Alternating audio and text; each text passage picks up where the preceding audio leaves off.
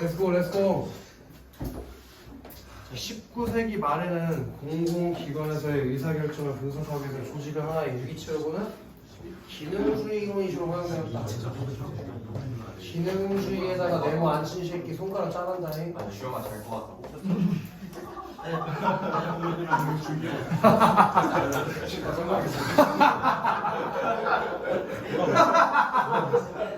수영이 겁을 상실했구나.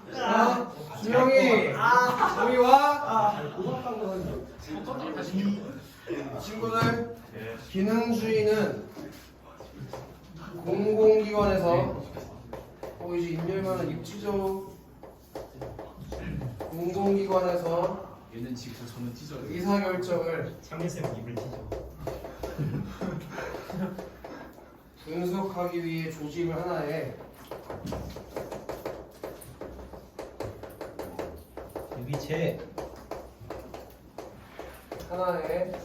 유기체로 보는 그런 이론이었대. 하지만 기능주의로는 공공기관을 제대로 설명할 수 없다는 비판이 대두되면서 공공기관에서 일하는 공무원인 관료들 이런 거 좀 머릿속에 가져가라니. 관료가 뭐라고? 공무원이야. 공공기관에서 일하는 공무원. 그래서 행동 동기를 분석하라는 시도가 이루어지기 시작했다. 배버.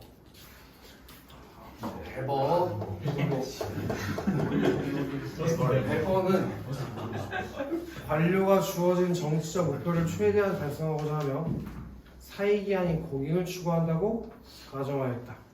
그럼 이 배버가 생각한 관료 있지? 그걸 좀 정리를 해줘야 될 것 같다. 배버가 생각한 관료는 어떤 새끼들이래? 주어진 정치적 목표를 최대한 달성하려고 해.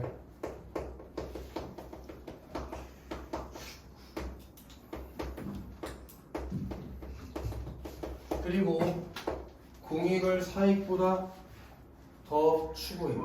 사익이 아닌 공익을 추구해. 공무원이니까 이상적으로 봤을 땐 그게 맞는 거지. 그지?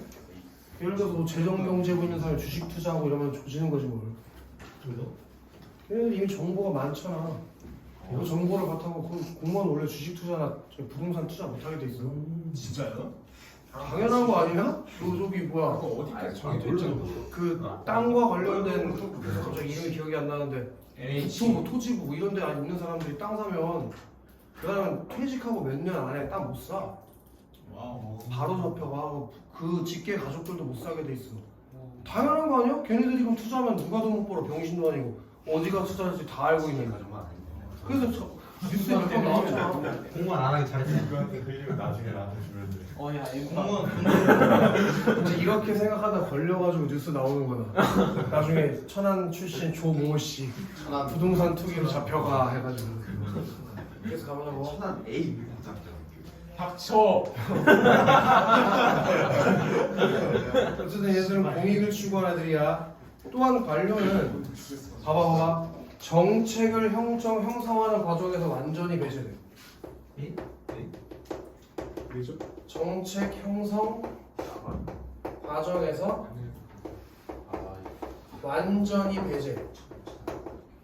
완전히 배제돼. 왜냐면 이건 정책을 시행하는 게 아니지.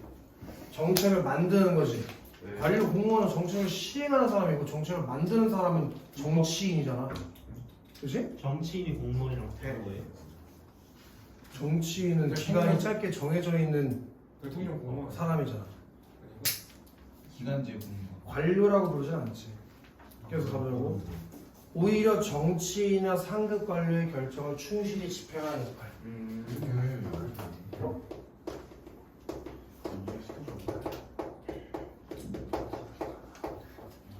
정치인이나 상급 관료의 결정을 집행하는 역할. 이거 지금 내시니까 너네는 정리해야 된다. 네. 배버가 말하는 관료는 4개의 모습이야. 주어진 정치적 목표를 최대한 달성하려고 하고 사익보다는 공익을 추구하고 정책 과정에서 완전히 정책 형성 과정에서 배제돼 있으면 정치인과 상급 관료의 명령을 이행하는 역할. 오케이? 그런 역할을 한다고 배버가 얘기한 거야. 따라서 관료 개인의 특성은 정책의 실현에 큰 영향을 미치지 않는다고 여기고 관료 개인의 특성 이건 중요한 게 아니야.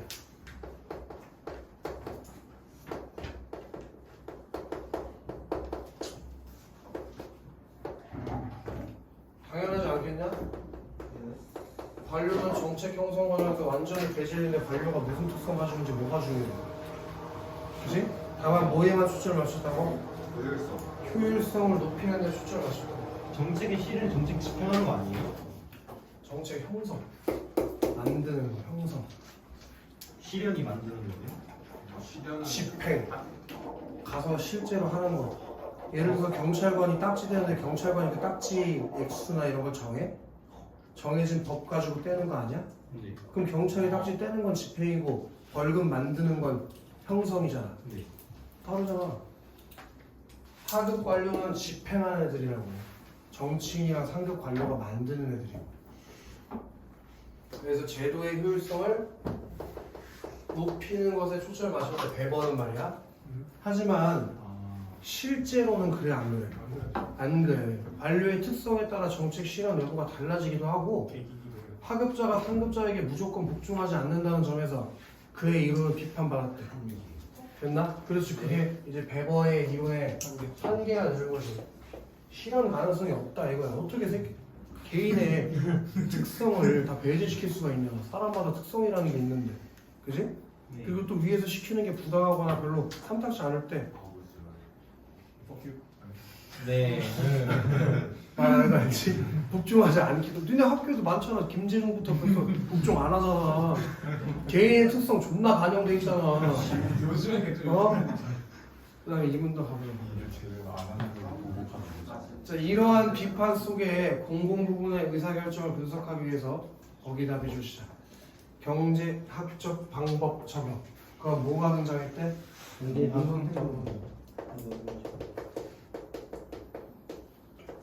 얘는 공공 부분 의사결정이 어떻게 이루어지는지 분석하고 싶은 거야. 공공 부분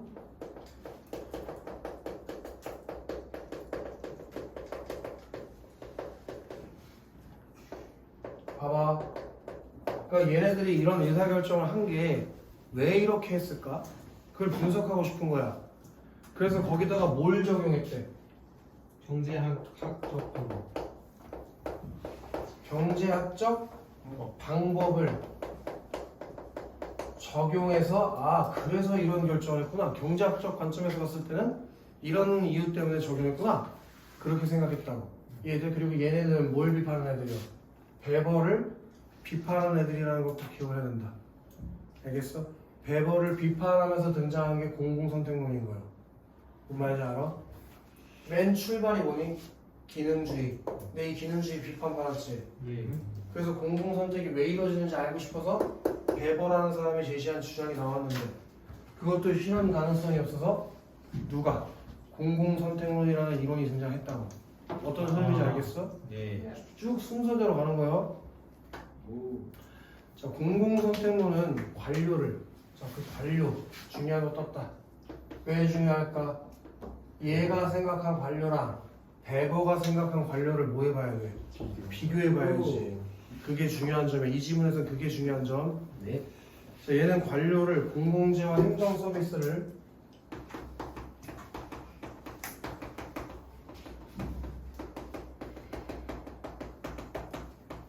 능동적으로 공급하는 존재라고 생각했어. 그럼 그 얘기는 반대로 베버가 생각할 때는 관료가 수동적으로 공급했다라고 생각했다는 얘기지. 또 개인적인 이익을 추구해. 예? 개인적인 이익 두 글자로 바꾸면 뭐야? 사익을 추구. 아까 전에 이 새끼 뭐라고 했는데 공익을 추구하자고 해서 완전 반대로 생각하고 있잖아. 네. 그래서 얘네들은 자신의 효용을 극대화하려고 하는데 여기서 오해하면 안 되는 게 그 자신의 효용이라는 게 무조건 자기 재산을 불리는 걸 말하는 게 아니야. 자기네 부서가 더 유리하게 한다든지 이런 걸 말하는 거지. 진짜 리얼 개인의 뭐 뒷주머니를 챙긴다. 그 개념으로 접근하는 게 아니야. 알겠어? 자, 그리고 의사결정 주체는 집단이 아니라 개인이라고 하긴다.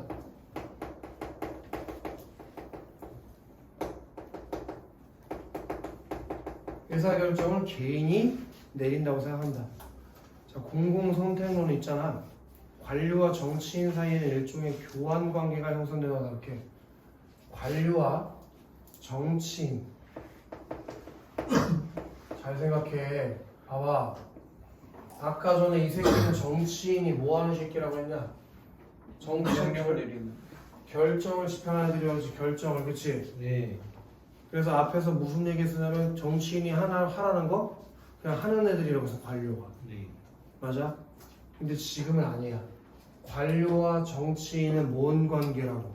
교환 관계라고. 그럼 뭐 교환이 왔다 갔다 하는 게 있어야 되잖아. 그 매개체가 예산인 거야. 예산이라는 매개체로 관료와 정치인이 교환을 한다고. 관료는 공공재와 행정 서비스를 공급하는 공급자. 얘는 공급자. 그럼 당연히 정치인은 뭐야? 수유자겠지? 맞아? 그래서 관료는 공공재와 행정 서비스를 줘. 오케이? 공공재, 행정 서비스 공급해. 그리고 국민을 대표하는 정치인은 이에 대한 수요자라고 볼 수 있는데, 공공선택론은 관료가 일련의 활동과 예상 결과를 정치인에게 공급해. 그렇잖아. 관료가 어떤 활동, 예산 어떻게 해야 될지, 뭐 앞으로 어떻게 집행될지 알려주잖아. 네. 그지? 그리고 정치인은 그 서비스 공급, 행정 서비스 공급의 대가로 뭘 줘? 예산을 준다고. 그래서 이 예산을 매개체로 뭐가 이루어져 지금? 교환이 이루어지는 관계다 이거야. 이전에는 정치인이 완전히 우위에 있는 관계였잖아. 네. 근데 지금은 아니라고. 둘이 교환을 하는 관계라고. 무슨 말인지 알겠어? 근데 여기 뒤에 나오니까 다 보자. 공공선택론은 바탕으로 관료들의 행동 동기를 분석한 대표적인 새끼가 이게 뭐 표시하자. 니스카넨, 던리비. 이름이 어려워. 이름이 쉬웠던 적이 있어? 한국인 빼고 다 어려웠어. 니스카넨 정도면 쉬운 거지. 이름 진짜요? 이 다음에 3인데요. 그 진짜 보러 다니냐 여기? 아침 8시부터 수업해봐. 8시부터요? 나오는 게 있어요? 근데? 이쪽에 없어. 뭐 시험기간 8시. 졸라 막혔네 여기. 왜 졸라가지고? 8시면 아침 8시면은 참 못하. 졸라서.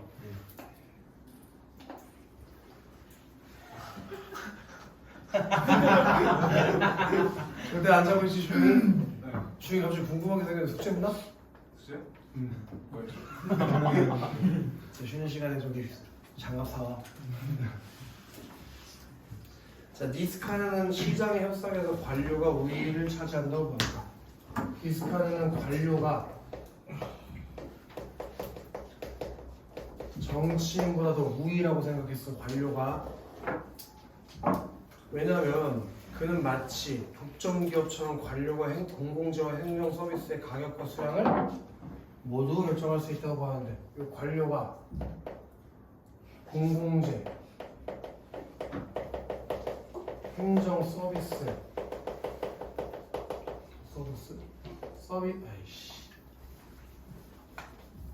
행정 실수 많이 하시죠. 서비스의 가격과 수량을 모두 정해버리는 애들이기 때문에 이게 근거야. 관료와 정치인 중에서 관료가 더 우위라고 생각하는 근거. 관료가 공공재나 행정 서비스의 가격도 수량도 모두 정하거든. 봐봐. 교환한다며. 얼마에 얼마나 팔지를 얘가 다 정한다니까. 그럼 이 새끼는 그냥 돈만 주는 거예요. 그러면 얘가 먼저 공급이 들어와야 그냥 돈을 내는 거지. 그러니까 얘가 나 이렇게 할게. 오케이, 돈 이거 줄게. 이걸로 해. 이런 관계인데, 이걸 얼마나 만들지 아니면 몇 개를 만들지, 얼마에 만들지를 다 얘가 정한다. 이해가 되나 무슨 얘기지? 그러니까 수요자가 할 수 있는 건 없어 지금 현재. 그러니까 왜 그렇게 생각하는지 봐야지. 그 이유가 뭐 정보의 비대칭성. 이렇게 될 수 있는 이유가 정보의 비대칭성 때문인데, 이게 무슨 말이냐면 관료는 공무원은 한번 뽑히면 나가기 전까지는 무조건 그 일을 하지 않아? 네. 오랜 기간. 근데 정치인은 어때? 국회의원 몇 년 하냐? 4년. 4년 하잖아. 그것도 다 자기 자리 채웠을 때 4년 하는 거 아니야? 그럼 족도 모른다 이거야. 그렇잖아. 천안 예를 들어 뭐 서울 살던 새끼가 천안 국회의원 왔어. 천안시에 대해서 뭘 알겠냐고. 그냥 공무원들이 제출하면 그래 뭐 그렇게 하지 뭐 하고 예산이나 주고 끝난다는 거야. 이해돼? 이게 우리나라만 그런 게 아니야. 니스카넨이란 말이라고. 외국도 그렇다는 얘기잖아. 니씨는 아닐 거 아니야. 자, 관료는 경험을 바탕으로 정치인이 서비스의 공급 대가로 어느 정도 예산을 지급할 용의가 있는지 아는데 선거에서 자주 교체되는 정치인들은 공공재나 행정 서비스의 생산 비용, 생산의 최소 비용을 알기가 어렵다. 그래서 정치인은 이런 정보를 관료에 의존하게 된다.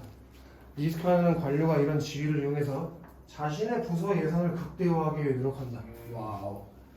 그래서 관료 새끼들이 자신의 부서 예산을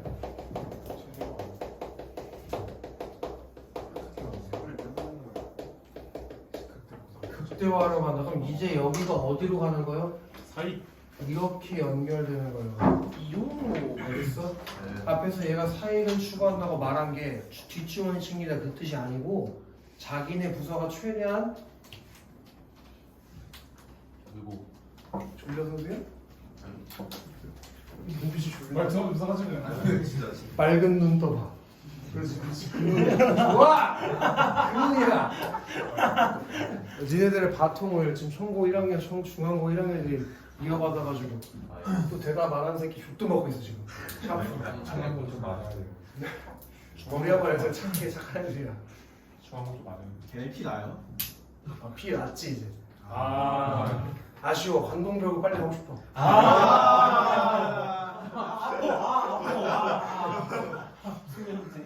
내가 나중에 한번 들어서 얘기해줘야 돼.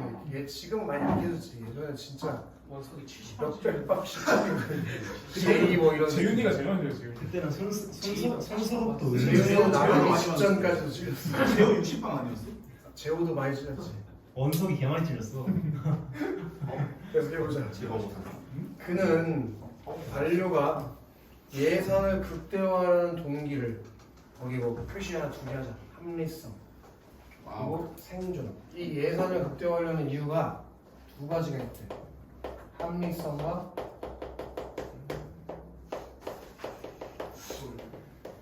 이 두 가지 이유로 예산을 극대화한대. 자, 관료 역시 사익을 추구하는 인간이므로 효용을 최대화하는 것이 합리적이다. 그래서 이 효용을 최대화하고 싶어해. 그게 합리적인 거니까. 그때 그 효용의 결정 요인은 소득이라는 금전적인 요소와 명성, 부서관리 등 부서관리의 용이성 등 비금전적인 요소를 합친 것인데 일반적으로 예산 규모가 커질수록 두 요소가 모두 커져. 무슨 말이지? 예산이 극대화되면 뭐가 커져? 효용이 커지고 효용이 커지는 방향으로 움직이는 게 어떤 거야? 합리적인 거지. 그래서 최대한 예산을 키우려고 한다는 거야. 무슨 말인지 알겠어? 최대한 예산을 키워야 그게 어떤 행동이라고? 효용을 키우는 거고 그 효용을 키우는 게 합리적인 행동이기 때문에 예산을 최대한 많이 확보하려고 한다는 거지. 무슨 말인지 알겠니? 네. 여기부터 가는 거야. 여기부터. 아까 전에 얘네들이 공공재 행정 서비스의 가격과 수량을 모두 정한다고 했지. 그럼 그거 어떻게 정하겠냐? 높이 좀. 존나 많이 최대한으로 측정을 한다는 거야.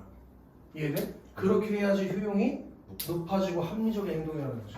몇 개 좀. 그러니까 예를 들어서 쉽게 얘기해서 올해 한 해에 뭐 예산이 한 10억 정도만 있어도 사실 운영할 수 있는데 혹시 모르니까 한 100억 정도 달라고 하고 정치인들한테 올해 예산은 100억 정도 필요한 것 같다 90억까지 하는 거지. 근데 이제 또 이게 재밌는 게 우리 실제 사회 현상이라 보면은 얘도 좀 더 이해가 쉬울 건데 왜 150만 원. 연말에 보잖아. 도로공사 존나 하지. 아. 그게 맞아요. 도로공사에서 받은 재산 그 재원이 받은 만큼 다 써야 돼. 그래서 연말에 그 남은 재원이 있을 거 아니야. 일단 아까도 봤지만 최대한으로 예산을 끌어 당겼잖아. 그러니까 족된 거지 이제 돈이 남는데 그렇다고 뭐 소고기 사 먹는데 쓸 수는 없잖아. 그러니까 갑자기 12월에 도로공사 존나 하는 거야. 땜빵 개 떼우고 뭔 얘기인지 알아? 비슷한 걸로 너네가 곧 갈 군대도 그래. 그 1년에 배정받는 탄원이 있어. 사격 훈련할 때 쓰라고. 근데 솔직히 사격을 맨날 하기 어렵거든. 근데 일단 최대한 많이 가져오는 게 좋다면 갖고 와. 근데 이제 막 안 썼어. 생각보다 사격할 일이 많이 없었던 거야. 뭐 아니면 비가 많이 와서 사격을 못했어. 근데 벌써 12월이 돼버렸네. 12월엔 추워서 못 쓸 것 같으면 그날부터 맨날 사격하는 거야. 너무 많이 남을 때는 나는 경험해보지 못했는데 들은 바에 의하면 이게 자동으로 당기고 반자동으로 당겨서 쏠 수가 있거든. 그냥 자동으로 당기고 계속 당기고. 양보 말이야? 뭔 말인지 알아? 그냥 자동으로 당겨놓고 누르고 있는 거야. 그러니까 사격이 아니야 그건. 그러니까 아무데나 휘갈겨요. 물 뿌리게. 그렇게까지 비효율적인 일이 일어날 수도 있다는 사례를 보여주는 거. 니네 미래에 막 묻고 있어. 우리 한 방에는 20번씩만 쏜단 말이야 산안을. 그리고 40개씩 채워가지고 그냥 땡기는 거야. 형 내일 가. 맞든지. 아 그래? 아. 아이 종석이는 좀 됐던 것 같던데. 어떻게 하세요? 먼저 얘기했잖아. 내 형이랑 그 사람이 종석이라고 있어요. 조동석? 유종석. 내 형 종석이 아니야. 종석이랑은 인연이 깊지. 종석이 중2 때부터 수업했어. 고3 때까지. 종석이가 내 형 친구. 종석이. 아 종석이도 많이 맞았지. 그래. 니들만큼 맞으시겠어. 쌍용고예요? 걔는 근데 많이 맞은 편 아니야. 걔는 착해서 중앙고 애들이 진짜 얘기해줬나? 니네 학교 1학년의 남자애 중에 공부 잘 못하는 애가 있어. 영국중 나와요. 창조. 그런 느낌은 아닌데 친척 형이 안영옥을 추천해줘서 안영옥을 1년 다녔대. 근데 그 안영옥 갈 때 조심해야 되는 남자 선생님이 있다고 했다. 존나 많이 폭력적인 선생님이 있다고 얘기했는데 근데 걔가 1년 다닐 때 내가 여기 와 있었으니까 없잖아. 친척 형이 거짓말을 할 줄 알았대. 근데 이제 1년 다니다 여기 오게 된 거죠. 어떻게 굴러왔는지 모르지만 근데 이제 얘기를 하다 보니까 내가 안영옥 출신인 걸 알게 된 거야. 그래서 아 그 선생님이 이 선생님이구나 깨닫게 됐다. 마피아다. 안영옥 쌤이 진짜 공포인데 원장 쌤. 진짜? 역시 무서워. 너한테는 무서웠겠지. 웬만하면 착한데 그 사람 진짜 화를 안 내는 사람이야. 그 선생님이 학생한테 진짜 화냈다는 게 뽀뽀한다고 이런 거야. 그거 무서워요. 그러니까 진짜 알기세던데. 감독이 그때 뽀뽀 좀 당했어야 정신 차리는 거야. 저안 당했어요. 아는 것은 바로 친구해가지고 경찰서 좀 보내지. 그래서 하자. 자, 그러면 예산을 극대화. 야, 여기서 예산에서 여기까지 왔어. 또한 관료는 직원 충원, 복지 등을 원하는 조직원으로부터 예산 획득에 대한 압박을 받는데 이에 부응하지 못하는 관료는 조직에서 노퇴하게 된다. 리스카는 이런 이유로 관료가 소속 부서 예산을 극대화하고자 한다. 그 여기서 생존이라는 게 무슨 얘기인지 알겠지? 예산이 없으면 도태되는 문제가 있기 때문에 살아남기 위해서 뭘 많이 가져오려고 해? 예산이. 그래, 쉽네 이거 그지? 그래가지고 이로 인해 공공재가 과잉 생산되어 자원 배분의 비효율성이 나타난다고 본다. 바로 이런 것들 때문에 뭔 일이 난다고? 자원 배분의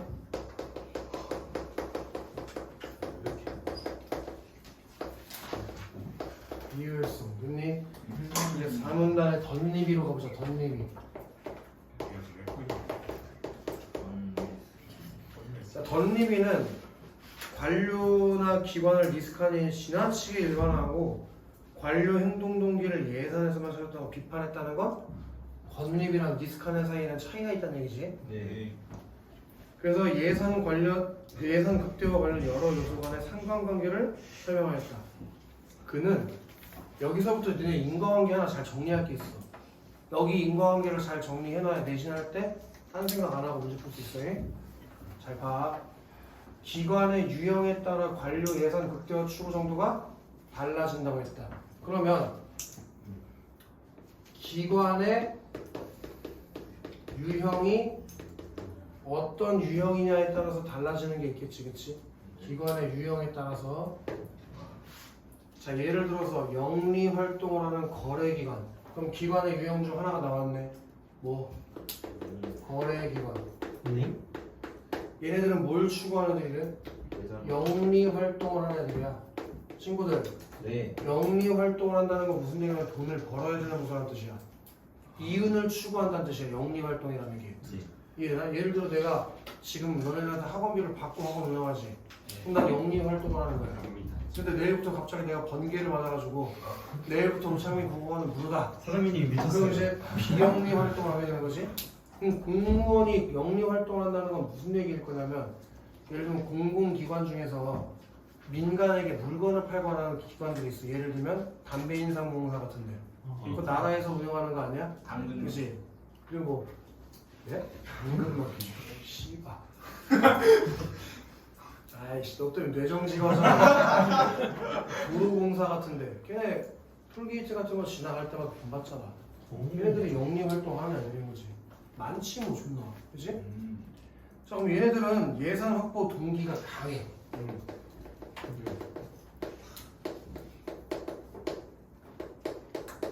당연하지. 얘네는 이윤 추구를 해야 되는데 돈 없이 할 수 있어? 시드만 있습니다. 자 근데 하위 조직의 자금 사용 및 집행 방식을 감독하는 통제기관. 예를 들면 감사원 같은 곳 말하는 거겠지, 그렇지? 네.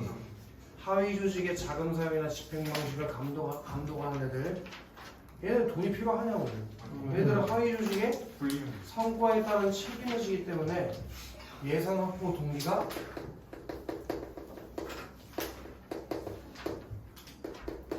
거래 기관에 비해서는 약하다 이거지. 근데 니스카넨 같은 경우는 어땠어?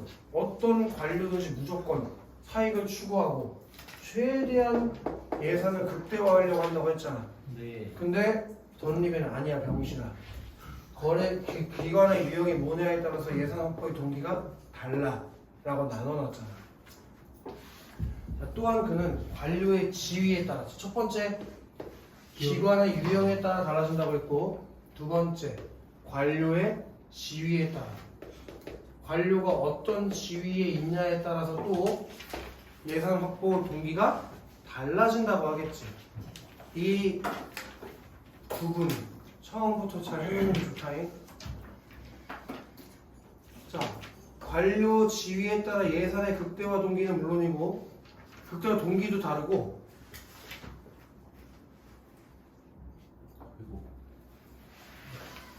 아이고 다른 생각을 하고 있었던 게 확실하구나 양정빈. 이따 저녁에 뭐 처먹지 생각하고 있었니 양정빈? 응? 일단 들어가서 양정빈. 딴 생각하는 거 정비. 어떻게 정빈. 딴 수업 시간에 딴 생각을 해 정빈. 응? 저 터지고 싶어 정빈. 응? 정빈. 파이팅. 근데 그거 어떻게 하세요? 다른 페이지를 펴고 있으니까.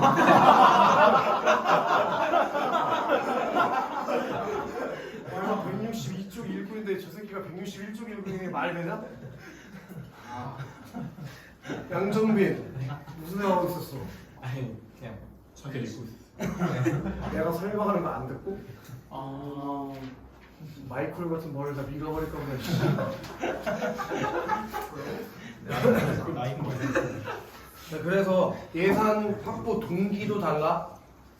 또 다른 게 있어. 뭐가 다르대? 그때와 하기를 원하는 예산 유형. 예산의 유형도 달라 이거는. 알겠어?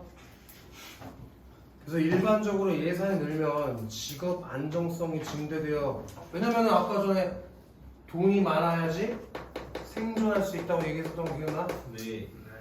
그래서 비상근직 등을 포함한 하위 관료는 효용이 커져. 오! 비상근? 하위 관료. 얘네들은 예산이 늘면은 안정적이야.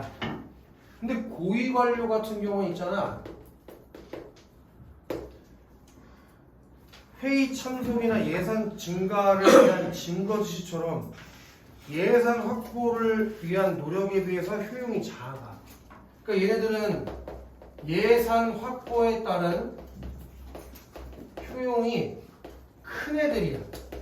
근데 고위 관료는 예산 확보하면 좋긴 좋겠지. 예산이 많은데 안 좋겠어? 다만 개노력해야 된다. 그 예산 확보를 하는 거에 대한 효용은 이 하위 관료가 예산 확보에 하는 거에 비해서 더 떨어진다. 그래서 상용하는 거구나. 이해되냐? 흥령이랑 달라 이 새끼 아니라니까. 그 뒷주머니에 챙기는 거랑 다르다고. 고기 관료는 돈을 많이 가지면 그 돈 어디다 썼는지 출처를 다 밝혀야 되고 관리해야 되잖아. 그러니까 많이 가지고 가는 것만 능사가 아니라는 거야. 아, 근데 하위 관료 같은 경우는 돈이 많을수록 자기가 잘릴 확률이 적어져. 특히 비상근직 같은 뭐라고 해야 되나 그런 그 씨바 10세기? 그 있잖아 정규직 말고 아 그렇지 비정규직으로 예를 들면 끝까지 고용돼 있는 애들 그런 애들은 예산이 많아서 좋다는 거야. 유행어 있잖아. 그래서 고위 관료들은 하위 관료에 비해서 예산 극대화에 소극적이다 이렇게 가야지. 그렇기 때문에 고위 관료는 소극적이고 하위 관료는 예산을 확보하기 위해서 적극적이다. 무슨 말? 예산 확보 동기가 적다. 예산 확보 동기가 크다. 이렇게 가야지. 네. 알겠지? 네. 자, 한편 예산에는 기관 자체의 운영비로서 관료 수급과 직접적으로 관련 있는 핵심 예산 그리고 해당 기관이 민간 부분에 쓰는 지출액과 핵심 예산을 합친 관청 예산이 있대. 예산의 종류를 두 개로 나눈 거야. 무슨 예산이랑 무슨 예산이 있대? 핵심 예산, 관청 예산. 그지? 자, 던림이는 하위 관료의 효용은 지위의 수, 직업의 안정성과 관련이 있고 고위 관료의 효용은 부서의 위신, 민간의 고객과의 관계 형성과 관련이 깊기 때문에 하위 관료는 핵심 예산을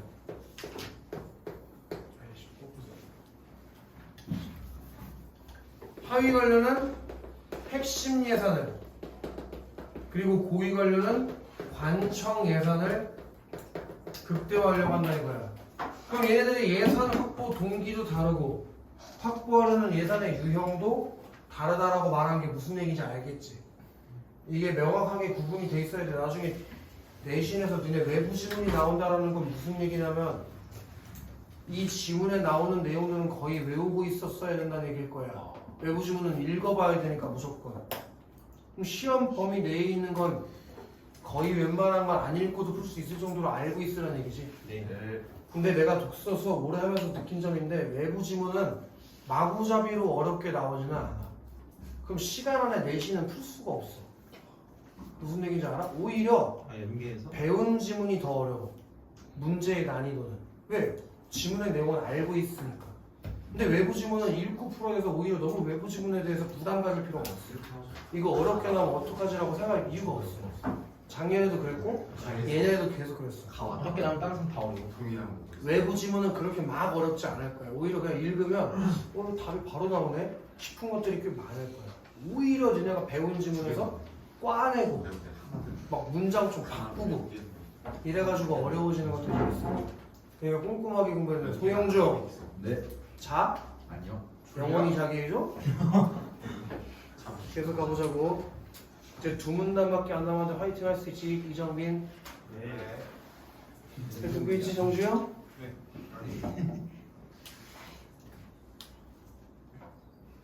전리비는 고위 관료가 예산 극대화 동기를 갖는 건 맞지만 고위 관료의 효용에 더 큰 영향을 미치는 것은 소속 부서의 최적화. 다시 고위 관료가 중요하게 생각하는 건 뭐라고? 소속 부서의 최적화야. 그 표시가 좀 돼 있으면 좋아.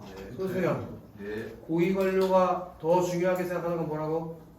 소속 부처의 최적화. 자, 부처의 최적화는 부처의 크기나 직무 관련 권한 등과 관련이 있다. 그는 고위 관료가 관리 회피 성향을 갖고 있어서 많은 부하 직원을 통솔하기보다 소수의 유능한 직원들과 근무하기 원하고 자신의 재량으로 정책을 통제할 수 있는 권한을 확대하는 방향으로 내부 구조를 개편하려고 한다고 보았다. 그럼 이제 니네가 소속 부서에 최적화라는 말이 뭔지 알겠지? 부처를 크게 만드는 게 아니라고. 오히려 유능한 애들만 남기고 쓰잘데기 한 새끼들은 다 내쫓고 또 통제할 수 있는 권한을 확대하는 방향으로 내부 구조를 개편하려고 한다는 거야. 알겠어요? 규현도? 네. 자, 실제로 관료들이 선택을 내리는 과정에서 많은 요소가 작용하기 때문에 선택을 일반화할 수 없다. 하지만 그 동기를 추적하려는 노력을 통해 관료들이 여기 밑줄을 봐봐야 돼. 관료들이 조직의 하위 구성 요소로 기능한다고 보면 기능주의 이론. 그게 기능주의 이론에 대해서 1문단에 한번 나왔었지. 지금 하나 더 나온 거야. 기능주의가 뭐라고? 관료들이 조직의 하위 구성 요소로서 기능한다고 봤다는 거야. 그런 기능주의로는 설명할 수 없었던 것들을 어느 정도 설명해낼 수 있게 됐다는 거야. 그러니까 기능주의의 한계를 극복한 것. 그게 공공선택론의 의의가 되는 거지. 기능주의의 한계를 극복해낸 거. 네. 이해되냐? 자, 준호 1번에 1번 관료제 한계점을 제시하고 연결할 때 그걸 제안하고 한 번도 관료제의 한계점에 대해서 얘기한 적이 없다. 그 다음에 신승현 2번 관료의 유형을 분류하는 이론의 변모 양상을 통시적으로 분석하고 개소리가 많이 있네. 관료의 유형을 분류했다. 관료의 유형을 뭘로 분류했고 하위 관료랑 상위 관료로 그 정도라고 쳐도 그것의 이론이 아니지. 관료를 나누는 이론이 아니잖아. 관료가 왜 그런 행동을 하는지 동기를 분석하는 이론이지. 관료를 나누는 게 아니지. 김도훈. 네. 그지? 네. 김도훈 3번. 관료에 대한 정의가 상시적으로 어떻게 변해가는지 설명. 이걸 절대 선택하면 안 되는데 관료에 대한 정의가 변한 게 아니야. 관료의 특성이 변하는 거지. 변하는 것도 아니야. 다르게 생각하는 거지. 통시적이라는 말도 틀렸다. 통시가 뭐야? 시간의 흐름에 따른 변화. 네. 그게 통시다. 그 다음에 뭐지? 태수 4번.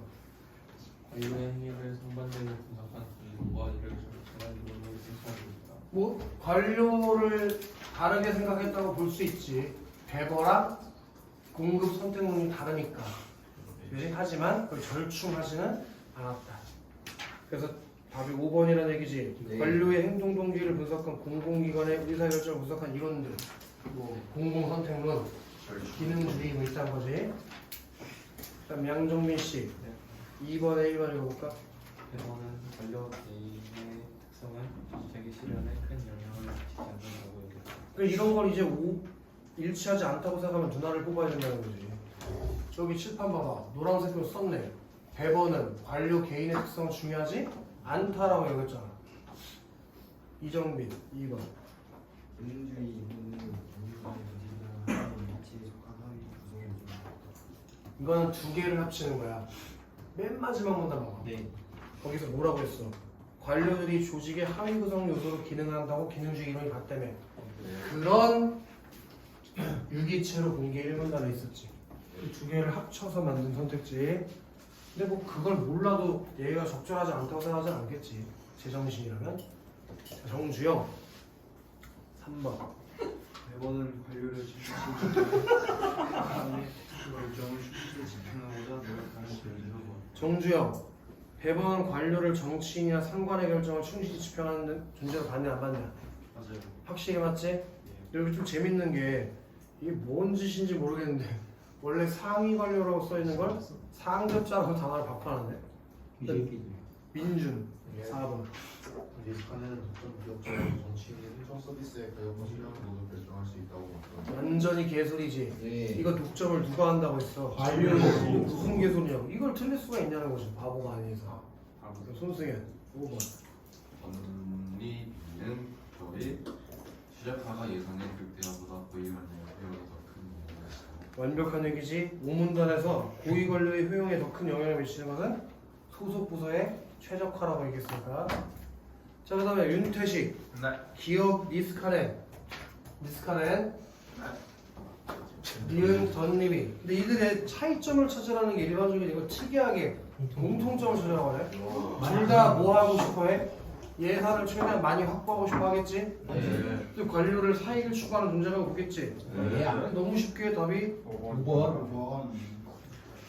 예를 들어 1번 고른 새끼 족도 맞아야 되는데 집단 집단이 아니고 개인이지 개인? 완전 거꾸로 얘기했잖아 이거는. 네. 그 다음에 모든 공공기관 관료와 예산 극대화를 추구하는 정도가 동일하다는 걸 니은이 아니라고. 절대 맞다고 얘기할 수가 없지. 네. 그리고 공공기관을 이야기해서 관료 개인보다 제도의 분석이 필요하다고 한 건 배버야, 그건 배버. 그치? 네. 아예 기업 니은이 아니야. 그 다음에 관료 조직의 상급자의 명령에 하급자가 무조건 복종한다고 말한 것도 배버가 말한 거다. 아예 전립이랑 니스카넬이 한 말이 아니야, 이거는. 그럼 송영중, 네. 앞에 가서 가 읽어볼까? 자신의 부서 예산을 극대화하기 위해 노력한다고 봐. 왜 그렇다고 했지? 최대한의 효용을 높이기 위해서. 근데 이 효용이라는 게 돈과 관련된 금전적인 것도 있고 또 비금전적인 것도 있다는 얘기를 가지고 답이 4번이라고 너무 쉽게 찾을 수 있을 것이다. 자, 그 다음에 우리 육현동 네. 5번의 던리비의 견해를 바탕으로 보기를 이해하래. 이거 네. 봐라. 고위 관료 A와 하위 관료 B는 시민들에게 서비스를 제공하고 이를 통해 수익을 창출하는 기관에 근무하고 있다. 거기 너무 중요한 얘기가 있다. 수익을 창출하는 기관. 영리기관. 그러니까 이 고위 관료 A와 하위 관료 B는 거래기관. 거래기관에서 너무 자신 있게 말해. 그러니까 얘네들은 예산 확보 동기가 큰 사람들이죠. 이해 정수영? 고기를 잡았어야 돼, 정수영. 계속. A와 같은 직급의 관료 C는 하부 조직들의 자금 사용을 감독하는 기관의 발령을 받아서 근무하고 있다. 자, 육현동. 네, 관료 C는 고위 관료야, 하위 관료야? 고위 관료. 이걸 하나 잡고, 그다음에 관료 C가 일하는 건 하부 조직들의 자금 사용을 감독하는 기관이잖아. 네, 그럼 얘는 어디서 일하는 중? 통제기관. 통제기관에서 일하고 있는 중이네. 그래서 A와 C는 자신의 기대와 기관의 성격이 다르다고 생각하여 조직의 구조 및 직무를 개편하려 한다. 그럼 기관의 성격을 고려할 때 A가 C보다 예산 극도 동기가 크다. A는 거래기관에서, C는 통제기관에서 일하고 있지. 네, 그럼 A가 C보다 예산 확보 동기가 나. 크지, 당연히. 네. 자, 예산 확보 대비 노력, 예산 확보를 위한 노력 대비 얻는 효용의 크기는 A보다 B가 크다. B는 하위 관료, 얘는 고위 관료. 얘가 예산 확보의 효용이 더 크지, B가. 당연한 거 아닌가? 네. 3번. B의 효용은 A의 효용에 비해 이런 걸 바꿔 읽기 잘해야지. 직원의 수, 직업의 안정성과 관련된 건 무조건 하위 관료랑 같이 가는 거지. 네, 그런 게 아까 핵심 예산인가 뭐라고 하지 않았냐? 네. 이거 맞네. 4번. B 새끼 하위 관료가 운영비 편성보다 민간 부분에 지출하는 예산 확보에 노력을 기울인다? 에헤이. 그거는 관청 예산 아니었어? 네. 그건 고위 관료가 좋아하는 거지 하위 관료가 좋아하는 게 아니지. 네. 맞아요. 근데 거기에 더 관심을 간다 하죠. 그다음 5번에 A, C 모두 자신의 통제권을 늘리는 방향으로 내부 구조하는 게 그 소속 부처에 최적화지. A, C 모두 고위 관료니까 소속 부처에 최적화를 하려고 하는 거 아니냐. 그러니까 이거 5번 문제는 보기에 지문에 나왔던 내용을 적용한 다음에 바꿔 읽기만 잘했으면 어려운 문제가 절대 아니라는 거지. 니네가 읽기도 굉장히 좀 편하지 않았어? 이해가 안 되는 게 아예 없잖아. 그래서 답이 3번이다. 알겠지? 아니, 3번이 4번이고 밑에 5위가 그래, 성분. 자, 10분간 휴식하자.